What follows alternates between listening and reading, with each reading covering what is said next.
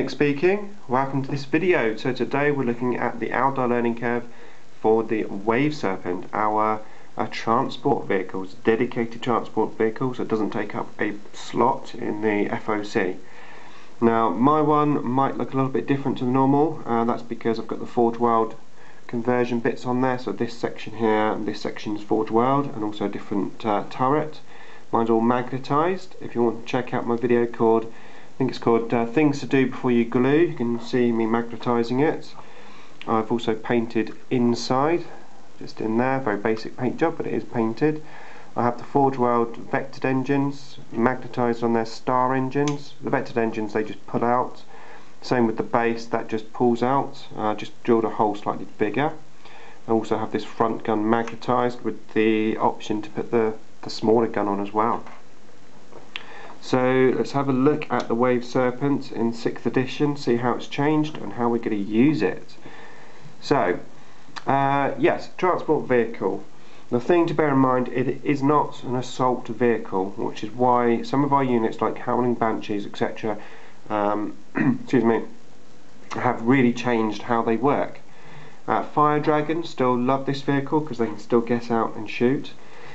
It's not exactly a cheap vehicle, 90 points base, that's before you even put a weapon on, but it is armour 12. These here, the energy fields, make it armour 12 all the time, so even if you've got last cannon strength 9, they'll only be shooting at strength 8, and that's front and side armour. It's still 10 on the back, so you have to remember that.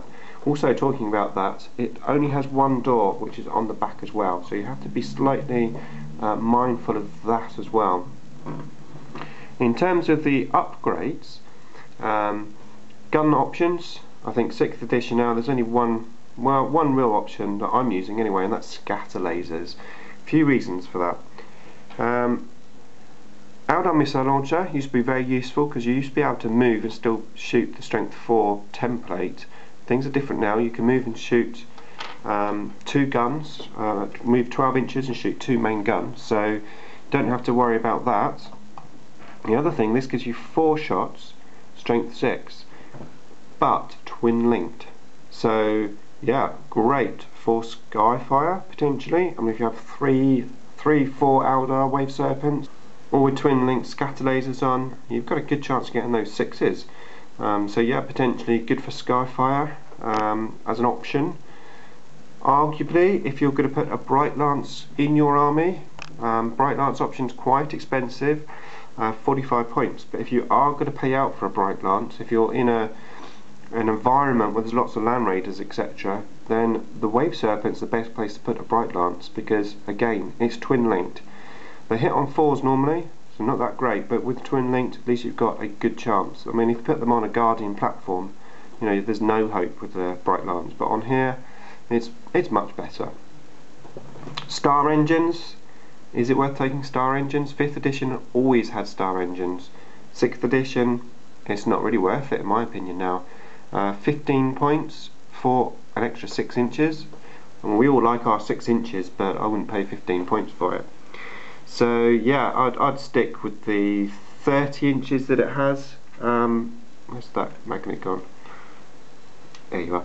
So yeah, I'd stick with the without star engines. That would give you 30 inches movement, which I think is ample. Vectored engines, again, I just wouldn't pay the points for it now. You've got the problem here where they've only have 3 hull points. You know, these are going to go down even with their energy fields. So you know, it's not really worth paying the points now.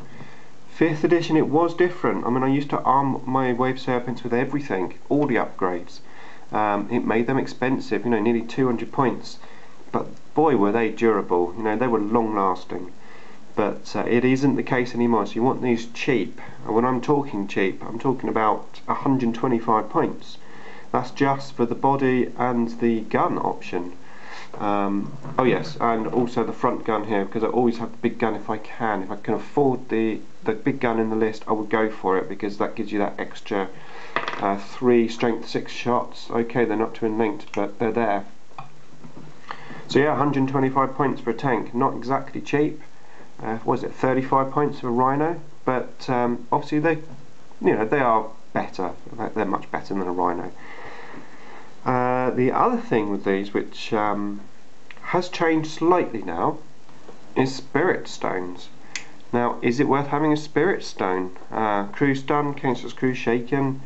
I would say again, no. I mean, I've got my Forge World spirit stone on here, but it's not worth it. I mean, only 10 points, I know, but most of the time you're going to get glanced to death. You know, 3 whole points, it's going to go down. So once again, just keep it as cheap as you can.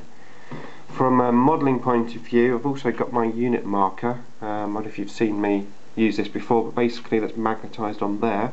So I know that's my Farseer marker, and then whatever unit I've got, this is my Dire Avenger marker. So that would go there.